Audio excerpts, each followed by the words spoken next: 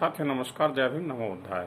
साथियों, मैं धर्मवीर 9 अक्टूबर सन 2020 को बहुजन नायक मान्यवर काशीराम जी के महा परिनिर्वाण दिवस पर मान्यवर जी को श्रद्धा सुमन अर्पित करते हुए कोटि कोटि नमन। मान्यवर काशीराम जी भारतीय राजनीतिज्ञ और समाज सुधारक थे। उन्होंने भारतीय वर्ण व्यवस्था में बहुजनों के राजनीतिक एकीकरण तथा उत्थान के लिए कार्य किया। मान्यवर काशीराम जी दलित शोषित संघर्ष समिति DSSS 1971 के अखिल भारतीय पिछड़ा और अल्पसंख्यक समुदाय कर्मचारी महासंघ बामसेफ और 1984 में बहुजन समाज पार्टी बासपा की स्थापना की। मान्यवर काशीराम जी बहुजन समाज पार्टी के संस्थापक और अध्यक्ष थे। मान्यवर काशीराम जी ने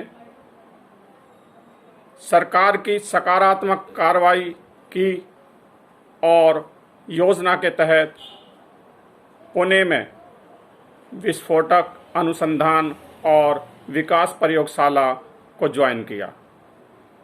यह वह समय था जब उन्होंने पहली बार जातिगत भेदभाव का अनुभव किया। उन्होंने अपने ऑफिस में देखा कि जो कर्मचारी बाबा साहब डॉक्टर भीमराव अंबेडकर जी का जन्मदिन मनाने के लिए छुट्टी लेते थे, उनके साथ ऑफिस में भेदभाव किया जाता था। मान्यवर जी इस जातिगत भेदभाव को समाप्त करने के लिए 1964 में एक दलित सामाजिक कार्यकर्ता बन गए थे।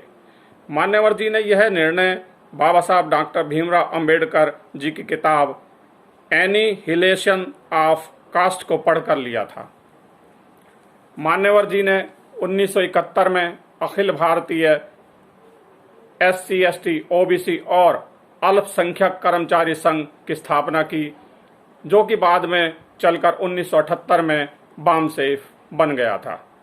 मान्यवर जी ने 1981 में एक सामाजिक संगठन बनाया जिसे दलित शोषित समाज संघर्ष समिति DS4 के नाम से जाना जाता है। उन्होंने दलित वोट को इकट्ठा करने की कोशिश शुरू की और 1984 में उन्होंने बहुजन समाज पार्टी की स्थापना की। उन्होंने अपना पहला चुनाव 1984 में छत्तीसगढ़ की जांजगीर चांपा सीट से लड़ा था। BSP को प्रदेश में सफलता मिली। दलितों और अन्य पिछड़े वर्गों के बीच विभाजन को पाटने के लिए संघर्ष किया और बाद में बहन कुमारी मायावती जी की अगुवाई में इस खाई को पाटने का काम किया।